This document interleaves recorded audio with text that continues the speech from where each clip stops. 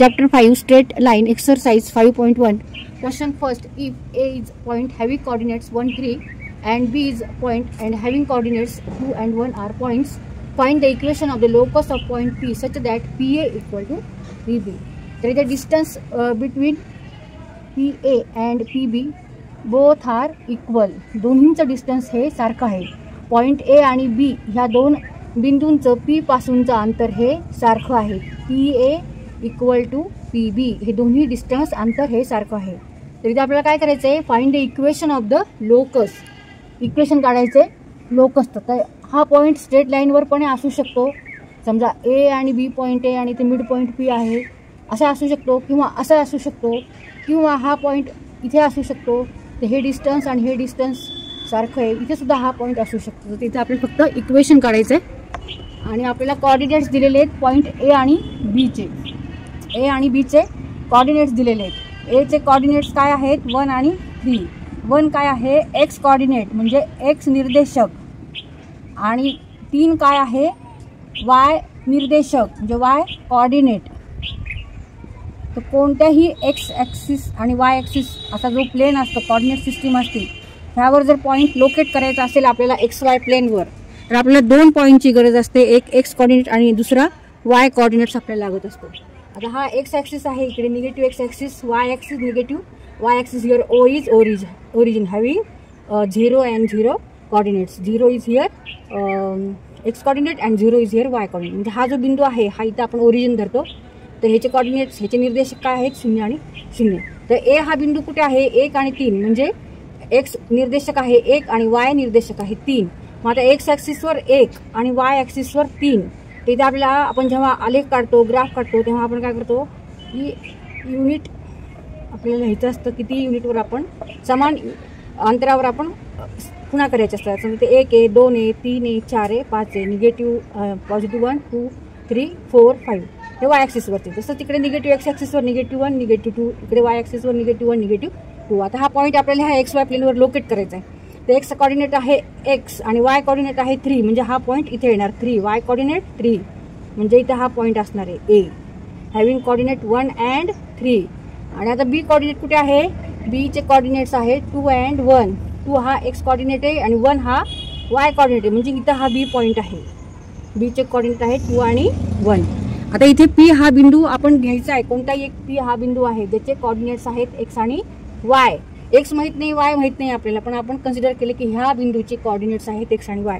तर इथे हा कुठेही असू शकतो, इथे असू शकतो ह्या कोऑर्डिनेट सिस्टीमवर, जेणेकरून हे दोन्ही अंतर सारखं येणार आहे. इथे जर समजा आपण पी हा घेतला आणि ह्याचे एक्स वाय जर कोऑर्डिनेट घेतले तर हे डिस्टन्स आणि हे डिस्टन्स हे सारखं आहे. ह्याचं आपल्याला इक्वेशन काढायचं. ह्याला आपण काय म्हणतो लोकस. किंवा ते स्ट्रेट लाईनवर अशी जरी स्ट्रेट लाईन काढली आणि इथे मिड पॉईंट घेऊन आपण पी नाव दिलं आणि distance between P A equal to P असा एक पॉईंट असं सॉल्व्ह करायचं आहे. P A equal to P हे आपल्याला इक्वेशन माहिती आहे. Let P having coordinate X and Y any point. P is any point on the X Y coordinate system. Any point on X Y plane म्हणलं तरी चालतं किंवा coordinate system आहे. पीचे कोऑर्डिनेट्स आहेत एक्स आणि वाय. नंतर एचे कोऑर्डिनेट्स आहेत 1 आणि 3. बीचे कोऑर्डिनेट्स आहेत 2 आणि 1. इक्वेशन फाइंड आउट करायचे. कसं फाइंड आउट करणार आता, पी ए आणि पी बी माहिती आपल्याला. पी ए म्हणजे काय distance between point P and A. मग कोणतेही डिस्टन्स आपल्याला जर काढायचं असेल 2 पॉईंटमधलं तर आपण इथे डिस्टन्स फॉर्म्युला वापरतो. डिस्टन्स फॉर्म्युला वापरतो. डिस्टन्स फॉर्म्युलाचा आपल्याला वापर करायचा आहे. बी काढायचे तर परत डिस्टन्स फॉर्म्युला वापरायचा आहे. कोऑर्डिनेट पीचे आणि बीचे घ्यायचे x minus 2 square plus y minus 1 square. आणि हे दोन्ही स्क्वेअरिंग बोथ साईड. इथे आपण दोन्हीकडे स्क्वेअर केलेले LHSला आणि RHSला ह्या टर्म्स आल्या. आता हे आपण सॉल्व्ह करू. इथे आपल्याला ए मायनस बी स्क्वेअरचा फॉर्म्युला वापरायचा एक्सपान्शन फॉर्म्युला. मग X square minus 2x plus 1 plus Y square minus 6y plus 9 equal to X square minus 4x plus 4 plus Y square minus 2y plus 1. हे solve करून घेऊ. इथे x square आहे, इथे पण एक्स स्क्वेअर आहे, इथे वाय स्क्वेअर इथे पण वाय स्क्वेअर आहे. कट होतील ह्या terms. Remaining term negative 2x minus 6y आणि 1 plus 9 10, negative 4x, negative 2y आणि 4 प्लस 1 5. तर ह्या टर्म सगळ्या आपण तिकडे नेऊ. Negative 2x minus 6y plus 10 minus, तर इथे प्लस होईल,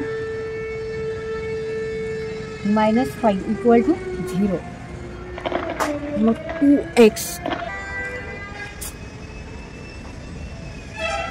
minus 6y plus 2y minus 4y 10 minus 5 plus 5 equal to 0.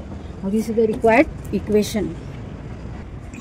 इथे आता आपण आन्सर लिहिले 2x minus 4y plus 5 equal to 0 and this is required equation of locus of point P.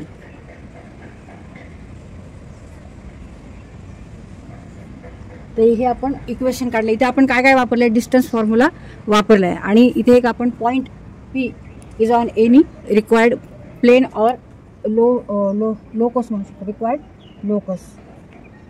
तर त्याचे coordinate आपण काय घेतलेत, एक्स आणि वाय. आणि ए आणि बीचे आपल्याला कोऑर्डिनेट्स माहिती आणि हे इक्वेशन आपल्याला माहिती PA equal to PA PB ह्याचं आपण इथे यूज केलेलं आहे. PAचं डिस्टन्स काढण्यासाठी आपण डिस्टन्स फॉर्म्युला वापरला, PBचं डिस्टन्स काढण्यासाठी परत आपण डिस्टन्स फॉर्म्युला वापरला. मग दोन्हीकडे आपण स्क्वेअर केलं. स्क्वेअर दोन्हीकडे केल्यामुळे आपल्याला हे इक्वेशन मिळालं आणि हे आपण सॉल्व्ह करून हे इक्वेशन इथे आपण A मायनस बी स्क्वेअर ह्या फॉर्म्युल्याचा वापर केलेला आहे. आणि नंतर हे इक्वेशन आलं ना, आणि this is required equation of locus of point P.